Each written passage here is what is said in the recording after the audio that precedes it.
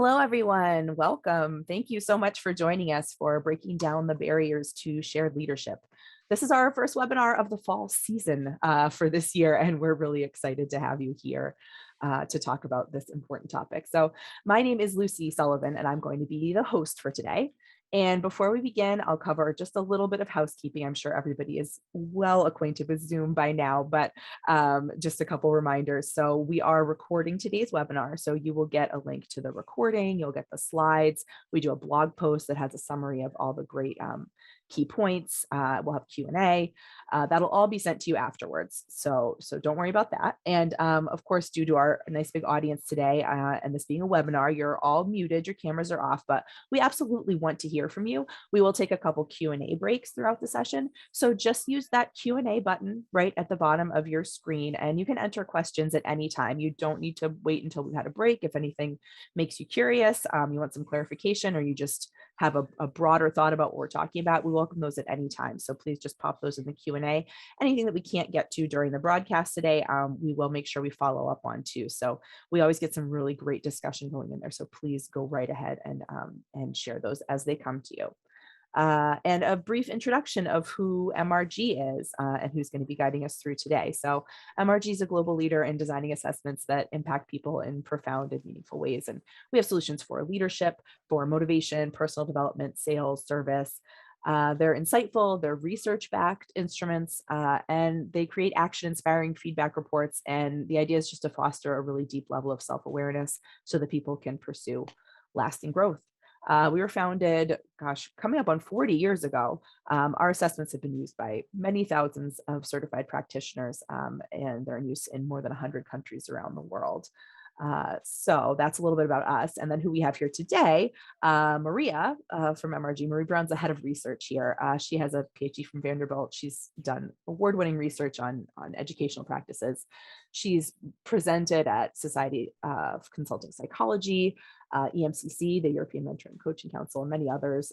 And she just has a tireless curiosity for this research and a real passion for learning about human behavior. And David Ringwood is based in our Dublin office, and he joined MRG back in 2006. He's the VP of Client Development for the EMEA region.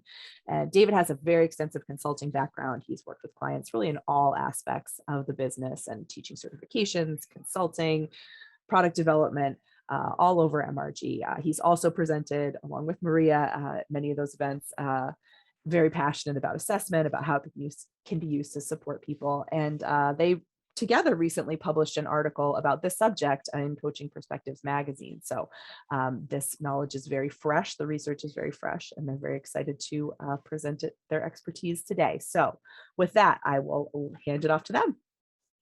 Thank you so much, Lucy. And thank you all for being here with us today. So a little bit about what we're going to be doing today. MRG has been talking about shared leadership for quite some time now, and there is a reason for that. So we're going to start today's presentation by discussing the importance of shared leadership and why we continue to research this topic. Now, an important goal for today is to help coaches identify the barriers to shared leadership. So we'll share a little bit, quite a bit of research on that. And then my colleague, David Ringwood, will discuss coaching insights and advice for helping leaders reduce those barriers.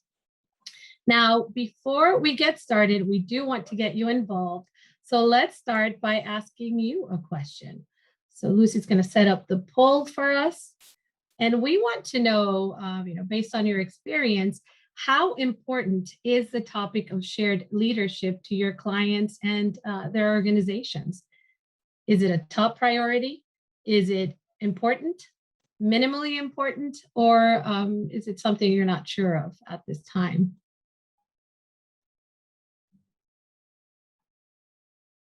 Lucy's Maria, thanks everyone for giving us your us. thoughts on this. Yes, I manually did my little hash marks. Let me get out my abacus. No. We're very fortunate to have Zoom do that for us. So I'll just give it another moment for everyone to get their votes in. All right, let's share those results. All right, so 15% said a top priority, but 73% said somewhat important. and just 5% at minimally important, and 8% were not quite sure. Huh, interesting. 15% say that it's a top priority, and the vast majority of you say it's somewhat important. So it does indicate that there is a lot of interest out there, at least at the important level. And we do seem to find that, outside of our own look into this topic, there is a good amount of interest in shared leadership out there. And part of that interest might come from a realization that leaders can't do it all, right? This isn't new, but I think we keep being reminded of that idea. So let's talk about the power and the importance of shared leadership. Now, when we take a historical look at leadership, what we find is that leaders are expected to do a lot. So it's not just about having executive presence and communicating well, managing change, being agile, at times acting as an individual contributor. There's a lot more that is needed, and the number of responsibilities keep growing. So more individual contributor responsibilities, coaching and development of direct reports, leading in a more global environment, and so much more, all while continuing to deliver more results, right? Focusing on that bottom line. So it's pretty hard to juggle all of those responsibilities. This seems comical, but it really does reflect what a lot of leaders are having to do. And one mistake, and there is the potential for chaos. Now, while we have been expecting a lot from leaders to the point where it is almost impossible, that impossibility has only become more evident during the last 18 months. Now, we don't live in a work vacuum, and that has become quite clear since the beginning of the COVID pandemic. Now, the line between work and home became blurrier, and responsibilities at home grew for a lot of people. So many leaders had to continue leading effectively while managing all those other things in their life. And the reality, again, is no one can do it all. And leaders absolutely need to find ways to work together to achieve organizational and professional objectives, right? We're not even thinking about personal objectives in this example. But so what can shared leadership help leaders accomplish? Now, the post-pandemic workplace is changing. We don't know exactly where it's going, right? But what we do know is that it's trending yet again toward more complex responsibilities for leaders. Even having a more flexible work arrangement can require more support from colleagues, right? So, as we come up with solutions, some of them end up making things even more complex for the individuals involved. Now, a shared leadership approach can make those changes not only possible, but more efficient. Now, we know that leadership development is important. MRG has a pretty strong opinion on this point, and shared leadership absolutely supports this. It supports, for example, experiential learning. Now, with shared leadership, leaders and individuals within an organization can get more direct and even hands-on experience with different leadership skills. And they're learning in the context in which they are expected to perform, which is a very effective way to learn. There's no need for transference of those skills. Now, employees who participate in different processes in an organization and get to see the full extent of their contributions tend to be more engaged.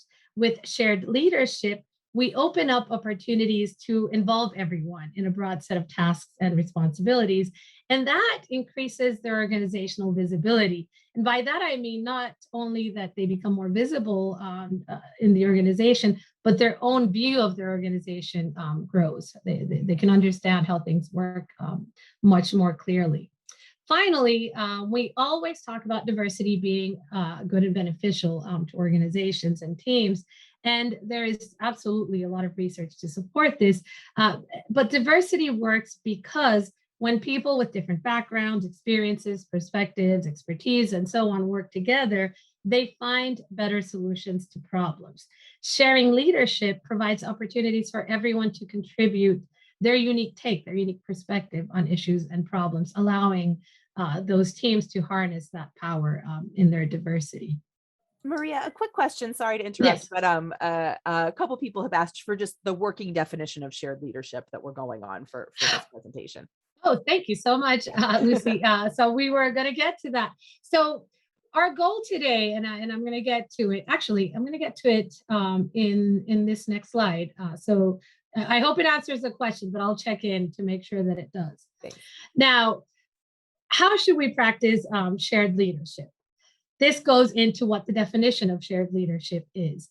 The problem is that it depends. Okay, so what we are here to do today is not to tell anyone how to practice shared leadership, because, and this is a key point, leaders work in small organizations, leaders work in larger organizations, they work in different business settings, different industries, and so on, and context matters. So the idea of shared leadership where leaders are open to sharing responsibility, to distributing tasks across their teams, or sharing tasks between teams. That can be practiced in many different ways. And it's going to depend on the context in which someone is working. So there are different ways to practice shared leadership, and we are not endorsing any particular approach to it.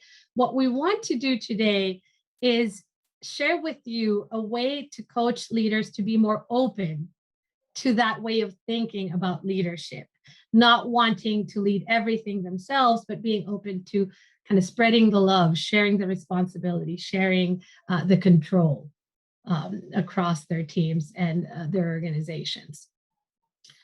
So just let me know, Lucy, if questions about the specific way we're looking at it come up. But we'll continue to expand on our view of shared leadership.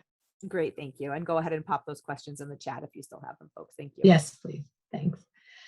So, what does giving the green light to shared leadership look like, right? We're not endorsing a particular way of sharing leadership. What we want is to share a way to coach leaders to be open for when those opportunities present themselves. Now, because of the nature of even the most generic form of shared leadership, which is really about being open to sharing control, sharing leadership, sharing responsibility, leaders should be coached to do the following.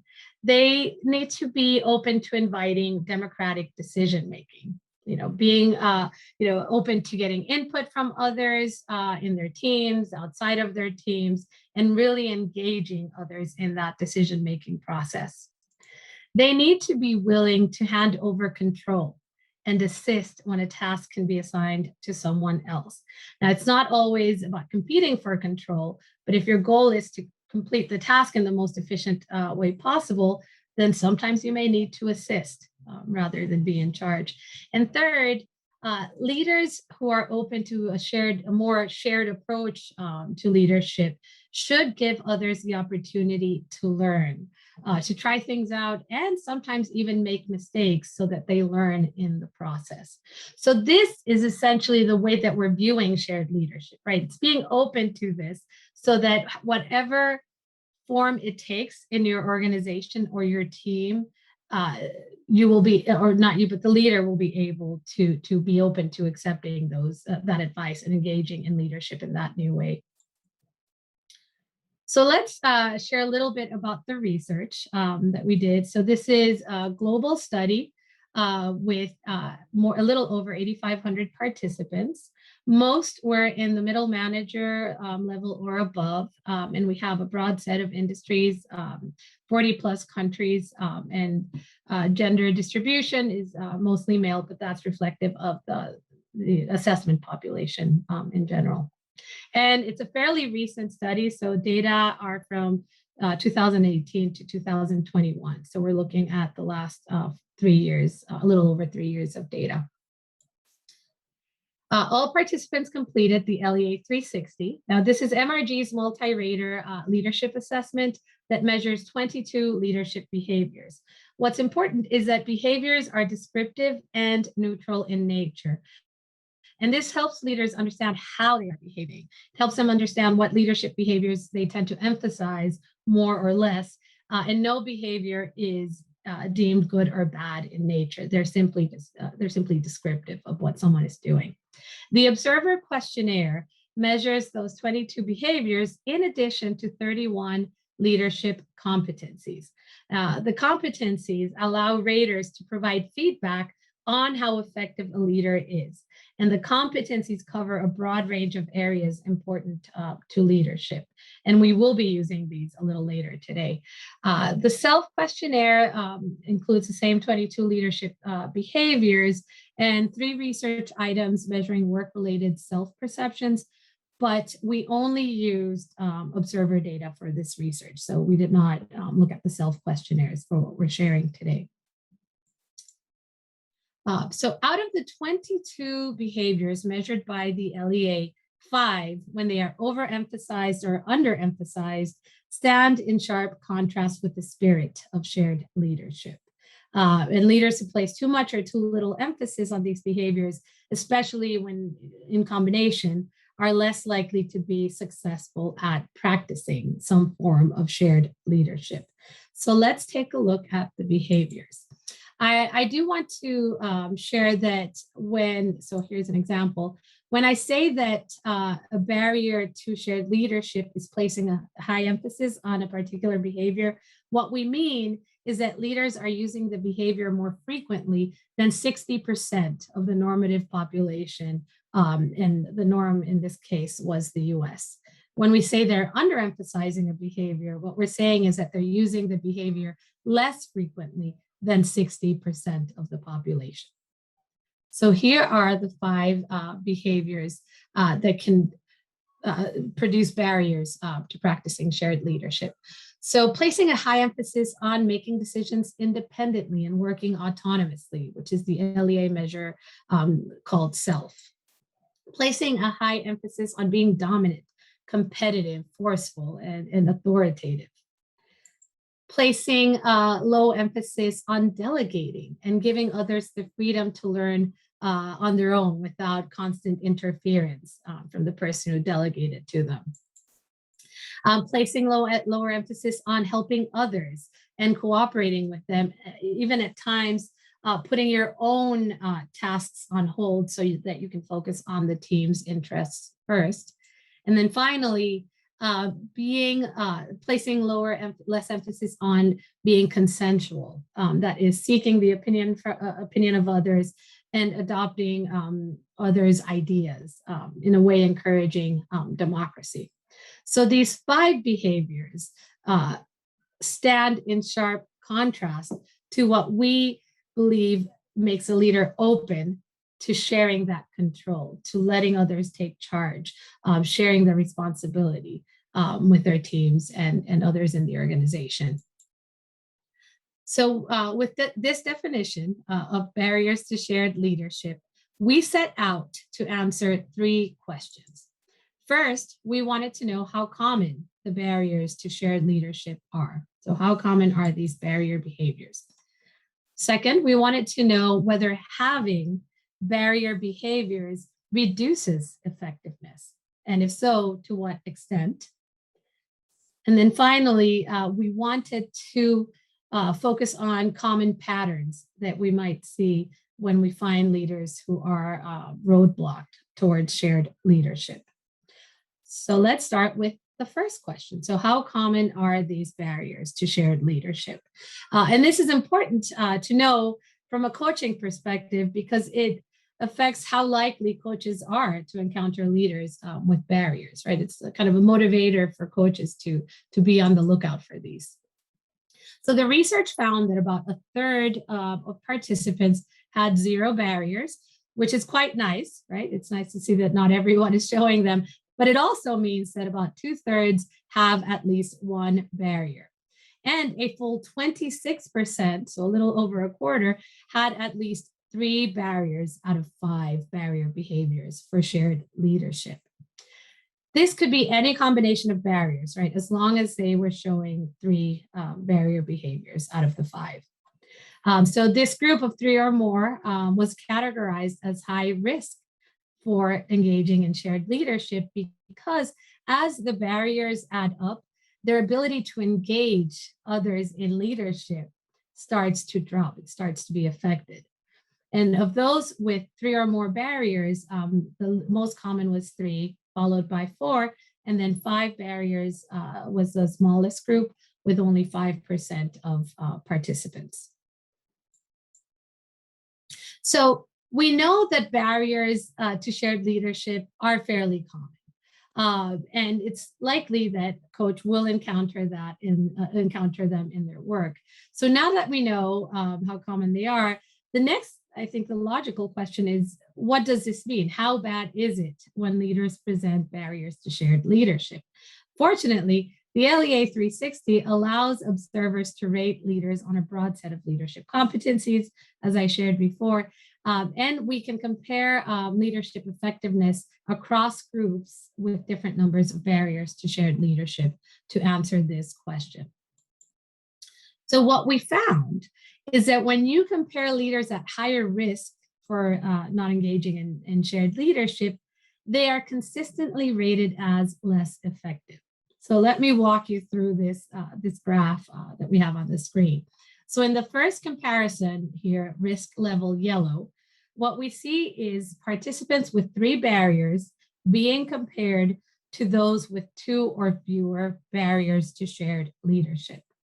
What we found is that they were deemed to be less effective on 11 out of the 31 leadership areas that we measured. As you go up to risk level orange, you're comparing leaders with 4 barrier behaviors to leaders with 3 or fewer. At this level, the drop in effectiveness involves 14 areas of leadership. And that number goes up when we look at those with 5 barriers to shared leadership. So what this tells us is there is clearly a reduction in effectiveness, in leadership effectiveness, as the number of barriers increases. But I think it's important to look at the bright side. It's important to note that any reduction in the number of barriers going from 5 to 4 to 3 is beneficial, right? Which does provide some motivation to work toward barrier reduction. So it's, I think, an important little factoid to share with leaders who need that extra push or a little extra motivation. Now, in case you were wondering which areas they were less effective in, because I think this is rather important, here are the 11 areas that leaders with 3, 4, or 5 barriers were consistently less effective in. So willingness to listen, being straightforward, open communicator, the ability to work with diverse people, being inclusive, showing insight into people, conflict management, employee engagement, credibility with peers and direct reports, self-awareness, capacity to contribute to team performance, and demonstrating ethical leadership. So I don't know, you're looking at this for the first time, but there are some themes here that seem to stand out. What these areas of effectiveness seem to show is that leaders with more barriers tend to be less effective at understanding others and understanding themselves. So they're less likely to be self-aware, right? They're not as willing to listen. They're not as straightforward in communicating, which requires some understanding of others. They have some issues perhaps with connecting and establishing rapport with others, as we can see with credibility, for example, credibility with peers and direct reports.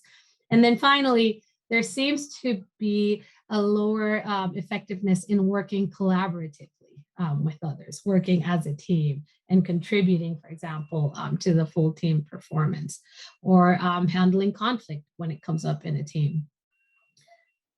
So this leads us to our third question, and that is, what behavior patterns are we most likely to see in roadblock leaders? And for that, I will pass it on to my colleague, David. So thank you, Maria. So we have some insight so far into the types of barriers, the effects of the barriers, how common the barriers are in leadership populations based on our research. And the benefit of this is that this is not a hypothetical thing. This is empirical. These are real leaders living and breathing as we speak, and what their experience of working organizations are, the observations of their peers, their bosses, their direct reports, about what's holding them back, what areas in which they are seen as less effective, and what this means in terms of more effective ways. And that's really where I'm pointing it now, is in two areas. Number one, what specifically behaviorally are people observing? What are they witnessing that to some extent derails their effectiveness when it comes to shared leadership? And what are the potential solutions? And in this regard, we've got to be really tangible. The question being, in my leadership role, if I want to foster an environment where shared leadership works, and in doing so, I hope we're putting some flesh on the bone of what shared leadership looks like. The question is, what specifically do I do differently tomorrow compared to what I was doing yesterday that helps me to drive down this road? We have some great questions coming in around all of that. We will be getting to this. So to go to the risk yellow level, which is where they were effective in 11 areas of leadership, they had 3 barrier behaviors. Based on the behavior patterns that we see, there's a few ways of categorizing people who fall into this category, and we've put together just a couple of phrases to epitomize what it looks like. The first 2 in these areas with 3 barriers is the all about me and what I want, and the commanding from a distance. And they share a lot of characteristics. These are leaders who make their own decisions their own way. So you get more autonomous. They tend to focus more on the individual agenda priorities as opposed to the greater good. They may be less consultative as they do so, particularly with the second category of commanding from a distance.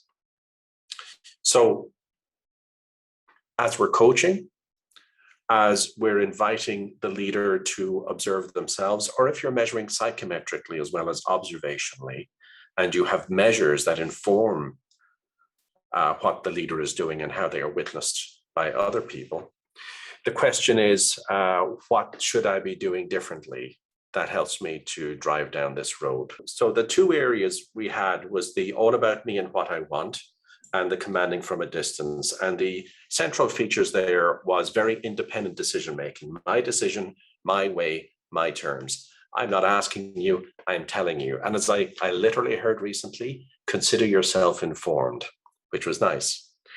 Leaders who tend to focus more on their own tasks, or people looking after their own individual needs, as opposed to attending to the greater good, being less willing to sacrifice their own needs for the sake of the priorities of the team or the more collective.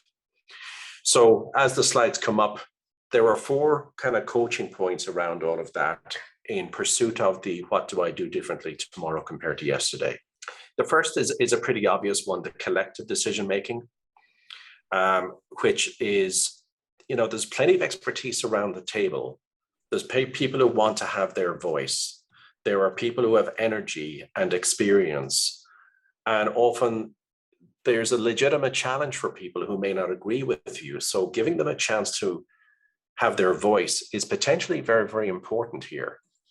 So you get focus more on collective decision-making, which is the first point. The second is to adopt a more consultative approach. There should be greater focus on reciprocity. Where is the commonality? How can we divide the workload where we pair people up or getting them work in sub-teams, break it down, as opposed to everyone pulling in different directions or doing their own thing, and less commonality between them. And then think about where it does make sense, in fact, to focus on individual versus team priorities. There may be tasks or areas where only 1 or 2 individuals can do them, areas of maybe deep specialization.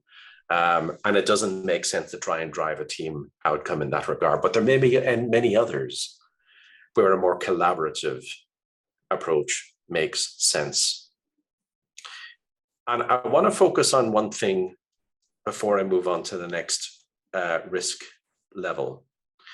When we talk about more democratic decision making, and the two moving parts of that, which is collective decision making as opposed to individual decision making, and making sure that people have a voice as they do so.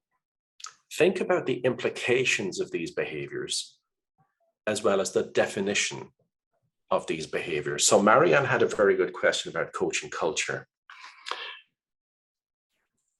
Think about what's known as the law of unintended consequence in leadership.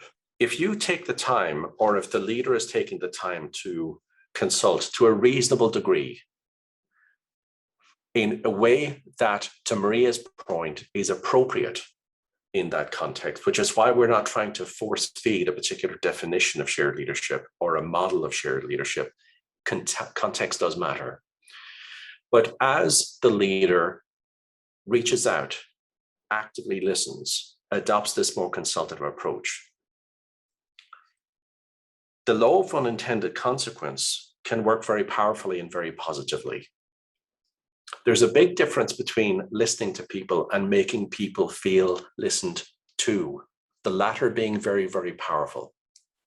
When people feel listened to, they feel respected. When people feel listened to, they feel included. When people feel listened to, it's actually a form of empathy. You care enough about what I think to stop and take the time to seek it out.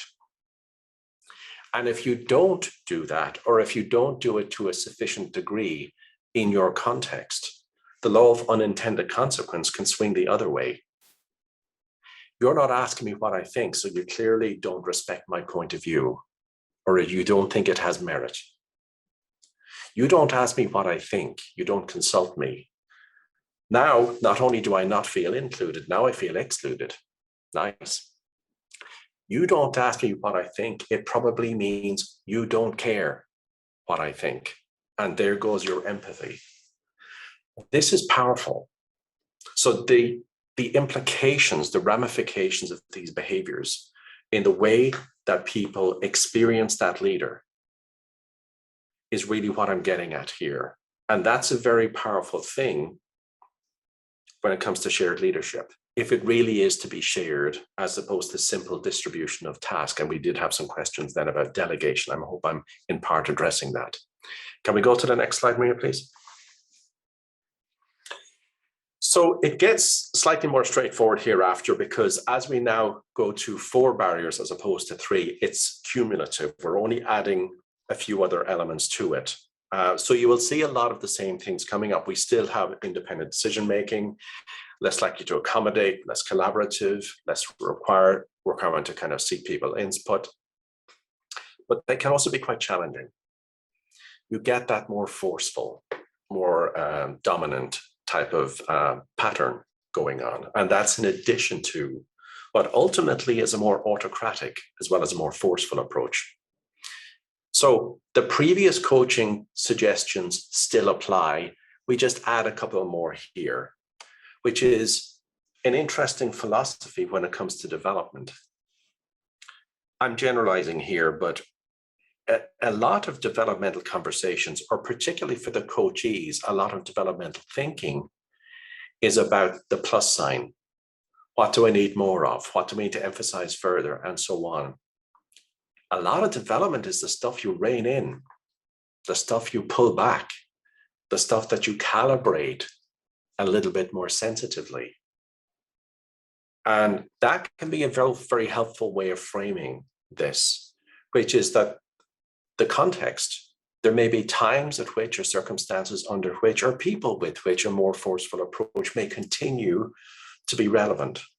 But there may be many other times when it goes beyond what's constructive in your context and focusing on something which is more harmonious, more win-win, or to tunnel around conflict once in a while rather than go toe-to-toe with it, or to seek to influence rather than try to force the issue.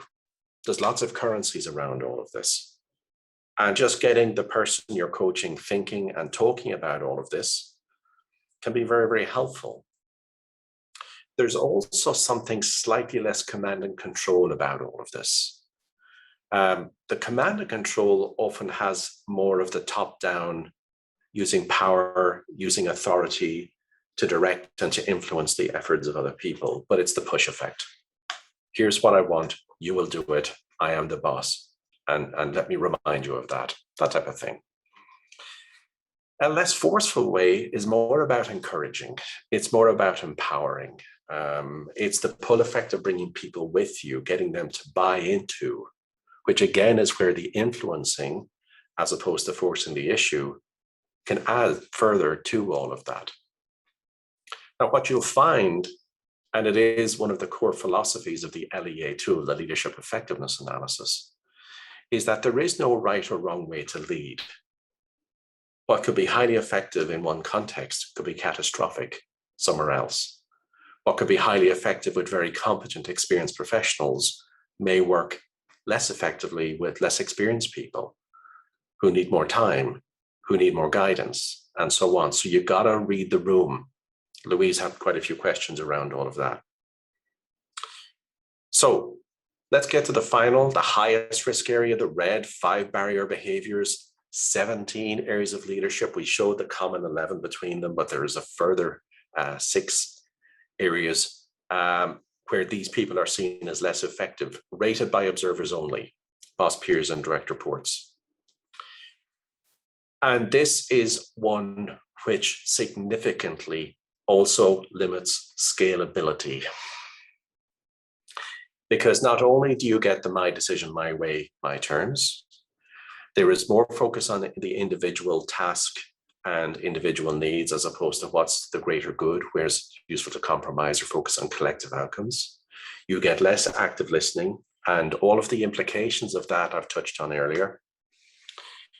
But also their ability to use organizational resources can be more limited because they may hold on a little bit too much. They may focus too much on doing things themselves. So there's always a ratio in leaders between the extent to which they are hands-on in themselves versus their inclination to toss work in the general directions of others, be they peers or direct reports usually. There's a ratio there. There's a sweet spot in any given context, and context should define these things. There's also a sweet spot between the focus on individual task, the day-to-day, short-term, immediate stuff, versus the extent to which a leader should be focusing on the bigger picture, overarching strategic objectives. And if they're doing too much themselves and they're not using the resources around them, it influences all of that. So where do we go with that? Well, the obvious one is the middle one, to delegate more actively. But if we are delegating more actively, then it becomes more important to explain to people what is required of them, to create the type of clarity people need if they're going to do all the things that leader wants them to do.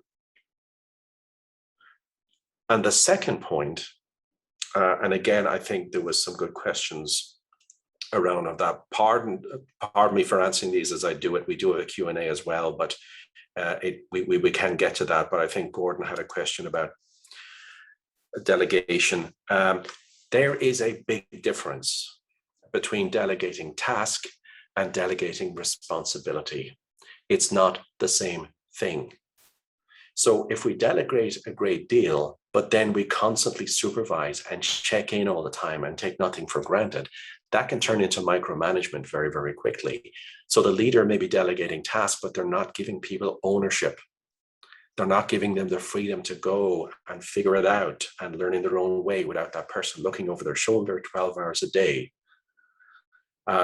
This is where, if we delegate actively and in our context, if we give these people sufficient ownership and responsibility and freedom, two things occur, and to one of Marion's questions.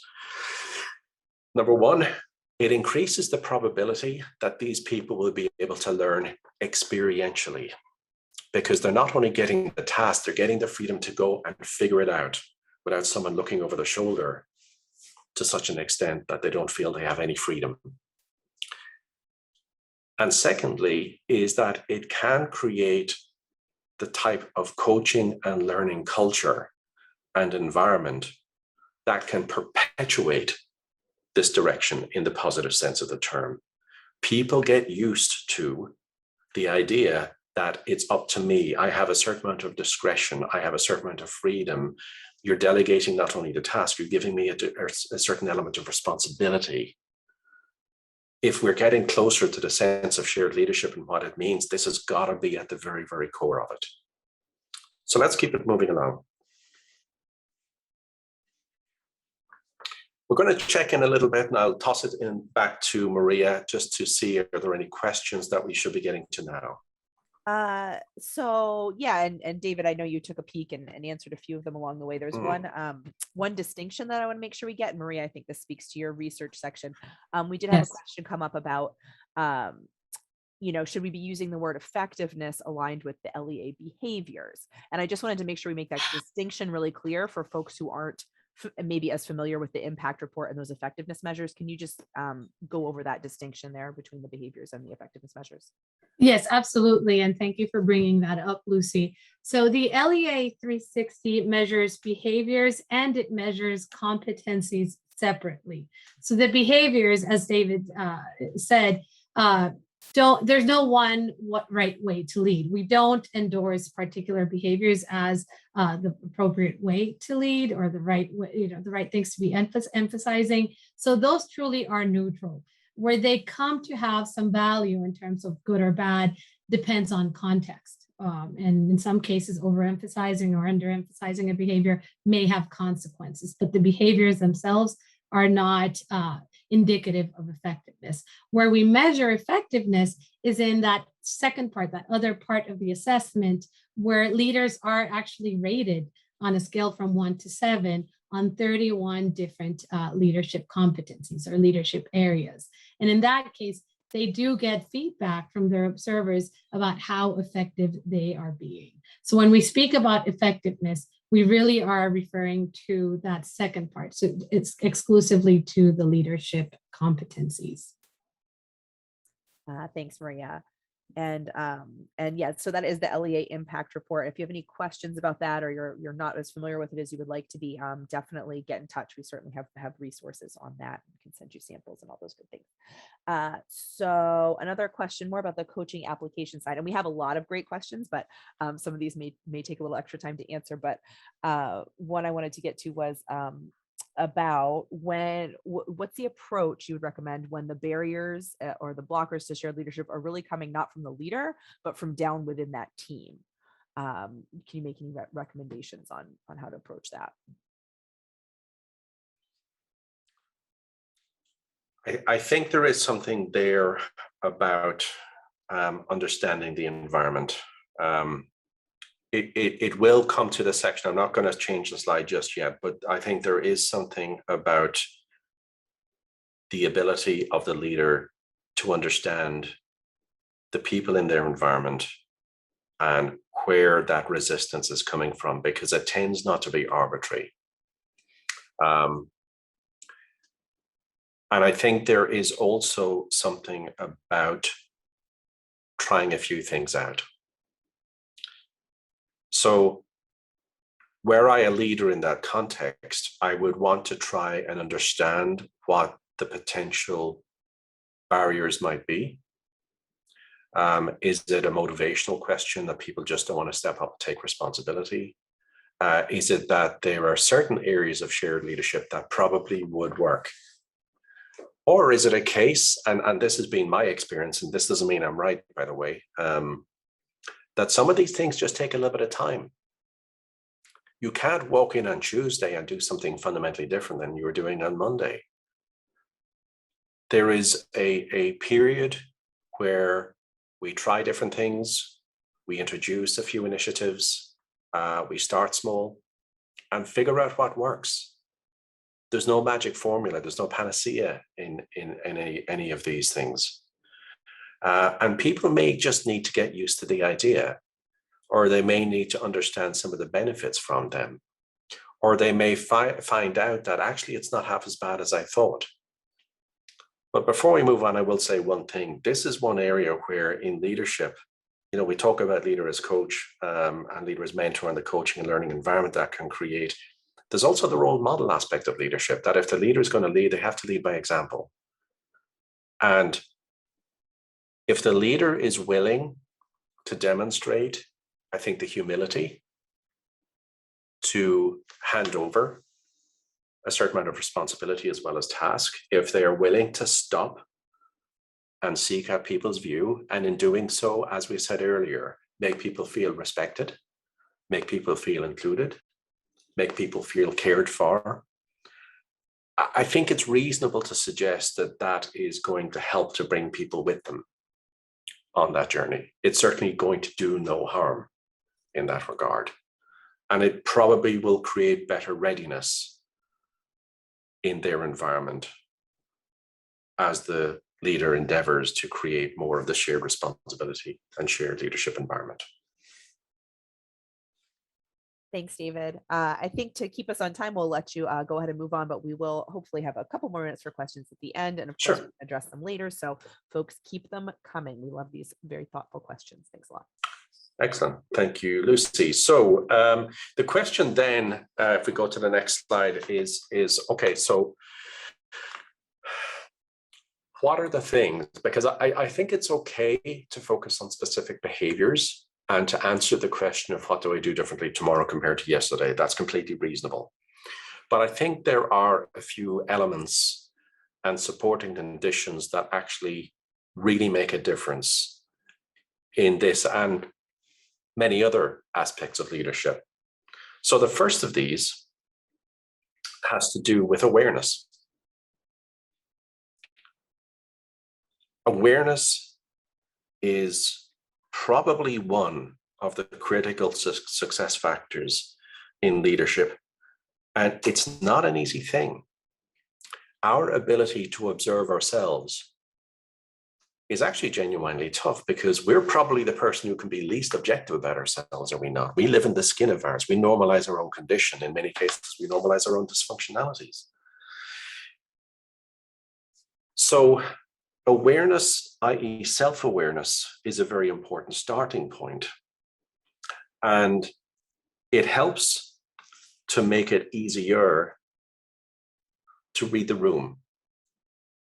I'm going to touch on biases a little bit later, but our ability to read the room and to understand and to calibrate our behaviors is highly contingent on the more complete, the more objective level of awareness that any leader demonstrates. A lot of our behavior is down to routine or organizational norms. I've been doing this for 15 years, and the routine takes over. And the analogy of, driving your car, if you drive a car for 20 miles, I guarantee you won't remember the last 10, because the basal ganglia in the brain has taken over. It just builds routine. It does it automatically. It requires less cognitive thought, less conscious effort. It's what the brain is designed to do. But it's kind of scary to think for the last 20 kilometers, the basal ganglia has been driving the car. You're the passenger. Is there any chance we're doing that in our leadership role?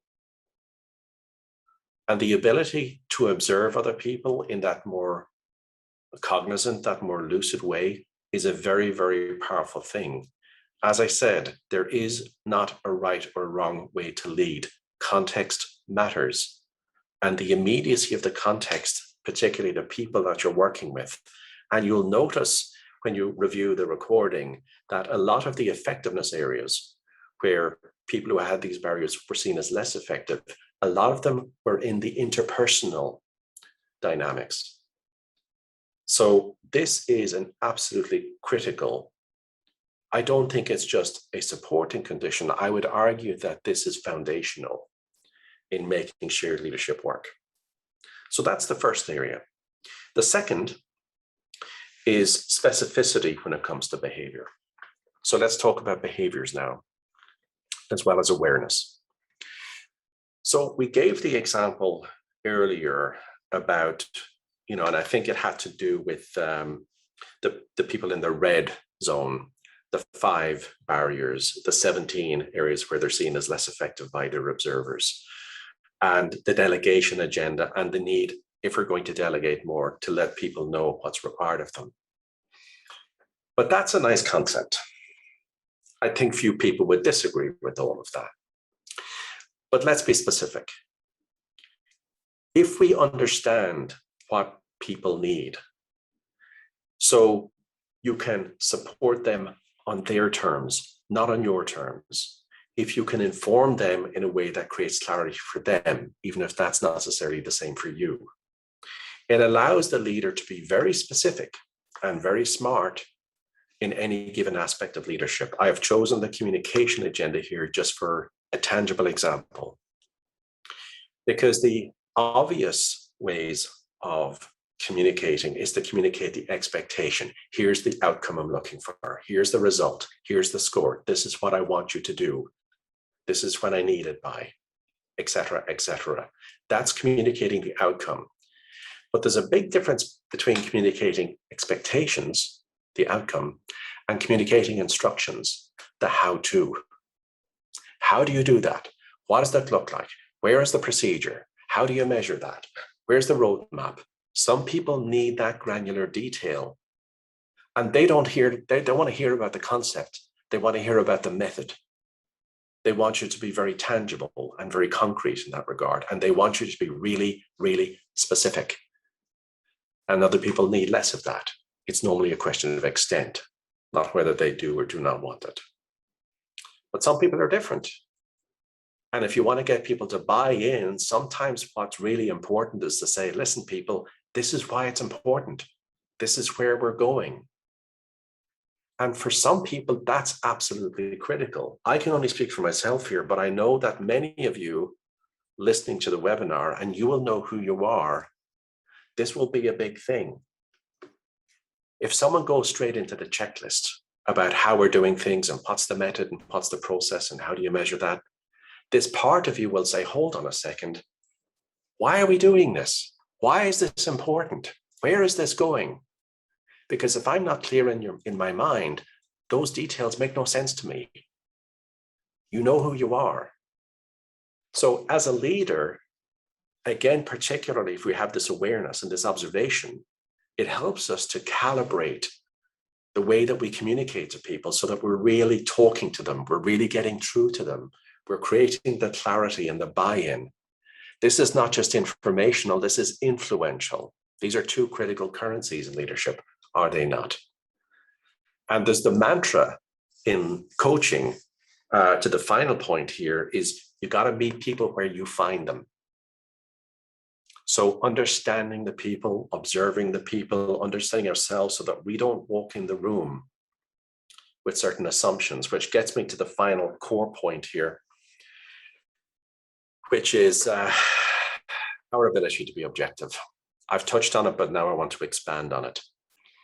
All of us, including me, we walk in the room with assumptions and expectations and mindsets. And in many areas, we don't even know we're doing it because that's all we've ever done, particularly when the routine takes over or when we're exceptionally busy and we're just trying to keep our neck above water and make our way through the day and get home in reasonable shape in the evening.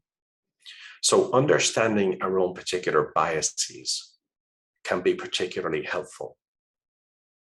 The leaders who are very goal-driven might, I stress might, I don't know, they may have the never good enough mentality. They may have assumption bias. These leaders often assume that other people are as motivated as they are. Where is that written? They may underestimate other people's needs for extrinsic motivation. And if you're going to get people to buy into the shared leadership, like any aspects of leadership, it's important that we suspend these biases and these predispositions insofar as we can, so that we can again look around the room much more sensitively, not through the filter of these biases and these assumptions. So the bias piece of the conversation here and the dependency between this and the ability of the leader to A, be much more cognizant of themselves and consequently of others, and B, to make really effective behavioral choices. But now they are choices they are intentional, they are deliberate, they are calibrated, less of the automatic, routine-driven types of behaviors that often we engage in. That's a very important supporting condition in all of this. The final point before I hand it back to Maria has to really do with part of a research, which you will be getting a coaching crib sheet on this. It does indicate that leaders who demonstrate shared leadership often come across as being less confident. And inversely, of course, leaders who struggle with shared leadership, the benefit is they're often seen as more confident. You know, my decision, my way, my terms, more individually decisive, more command and control, that type of thing. So how do we deal with all of that? The truth is, what's happening is that the leader who is adopting a more shared leadership approach is, by implication, demonstrating a bit more humility. It may come across as less individually decisive. It may come across as less command and control, or taking less individual ownership and distributing that ownership around the room more completely. It actually doesn't literally mean, it just means that they may be perceived as. So there are ways, and the coaching for confidence, for self-confidence crib sheet will talk a little bit more about that. It's not the core focus of today, and in the interest of time, we really want to go into it. On that note, and given the time, I'm going to hand it right back to Lucy. Lucy.